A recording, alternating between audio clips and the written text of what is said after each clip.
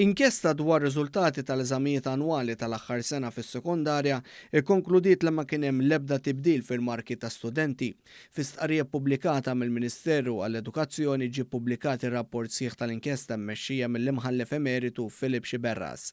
Fir-rapport intqal li kienet skola waħda li fuqha għam l-ilment li kienet l-iskola sekondarja tal-Verdala fih dan il-kulleġġ Santa Margherita. Il-każ idur fuq madwar 20 student li ma attendewx għall-eżamijiet annwali tal-aħħar sena tas-sekondarja u li minflok ingħatatilhom dik magħrufa bħala Projected Mark, marka li nħadmet fuq marki eżamijiet li poġġew għalihom qabel.